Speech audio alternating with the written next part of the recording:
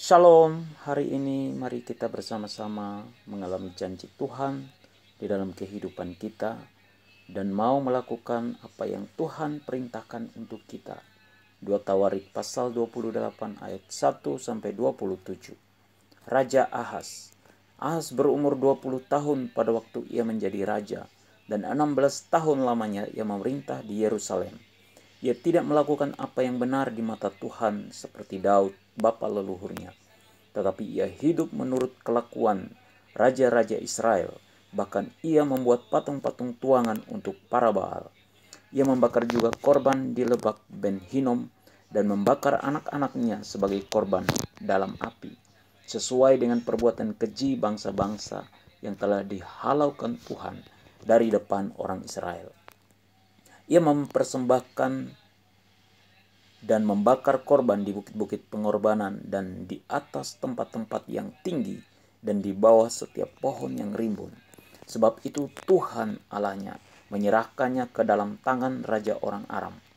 Mereka mengalahkan dia dan menawan banyak orang daripadanya yang diangkut ke Damsyik.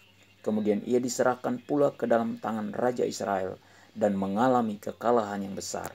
Sebab dalam sehari Pekah bin Ramalia menewaskan di Yehuda 120.000 orang, semuanya orang-orang yang tangkas, oleh karena mereka telah meninggalkan Tuhan, Allah nenek moyang mereka. Dan Zikri, pahlawan dari Efraim, membunuh Maaseah, anak raja, Azrikam, kepala istana, dan Elkana orang kedua di bawah raja. Orang Israel menawan dari saudara-saudaranya 200.000 orang, yakni perempuan-perempuan, serta anak-anak lelaki dan anak-anak perempuan. Mereka merampas juga banyak harta milik daripada orang-orang itu dan membawa rampasan itu ke Samaria. Tetapi di sana ada seorang nabi Tuhan yang bernama Oded.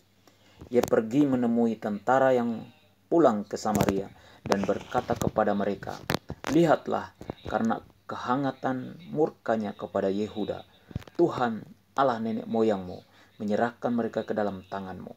Dan kamu telah mengadakan pembunuhan di antara mereka dengan kegeraman yang sampai ke langit. Dan sekarang kamu bermaksud menaklukkan orang Yehuda dan Yerusalem menjadi hambamu laki-laki dan perempuan. Tidak adakah pada kamu sendiri kesalahan yang besar terhadap Tuhan Allahmu? Maka sekarang dengarkanlah kataku ini. Kembalikanlah orang-orang yang kamu tawan dari saudara-saudaramu itu, karena murka Allah menyala-nyala terhadap kamu." Lalu bangkitlah beberapa pemimpin Bani Efraim, yakni Azaria bin Yohanan, Berekia bin Mesilemot, Yehizkia bin Salum, dan Amasa bin Hadlai, menghadapi orang-orang yang pulang dari perang dan berkata kepada mereka, "Jangan bawa tawanan-tawanan itu kemari, sebab maksudmu itu menjadikan kita bersalah terhadap Tuhan dan menambah dosa dan kesalahan kita. Sudah cukup besar kesalahan kita, dan murka yang menyala-nyala telah menimpa Israel." Lalu orang-orang yang bersenjata itu meninggalkan tawanan dan barang-barang rampasannya di muka para pemimpin dan seluruh jemaah. Dan orang-orang yang ditunjuk dengan disebut namanya bangkit, lalu menjemput para tawanan itu. Semua orang yang telanjang mereka berikan pakaian dari rampasan itu. Orang-orang itu diberi pakaian, kasut, makanan, dan minuman. Mereka diurapi dengan minyak, dan semua yang telah terlalu payah untuk berjalan diangkut dengan keledai dan dibawa ke Yeriko, kota pohon korma, dekat saudara-saudara mereka. Sesudah itu orang Israel itu pulang ke Samaria. Pada waktu itu Raja Ahaz menyuruh utusan kepada Raja negeri Asyur untuk memohon bantuan, karena orang Edom telah datang pula mengalahkan Yehuda serta mengangkut tawanan-tawanan. Orang Filistin juga telah menyerbu kota-kota di daerah bukit dan di tanah Negeb Yehuda. Mereka pun berebut Bet-Semes, Ayalon, Kederot, Soko dengan segala anak kotanya, Timna dengan segala anak kotanya, dan Gomzo dengan segala anak kotanya, dan menetap di kota-kota itu. Demikianlah Tuhan merendahkan Yehuda oleh karena Ahaz, raja Israel itu, membiarkan kebiadaban berlaku di Yehuda, dan berubah setia kepada Tuhan.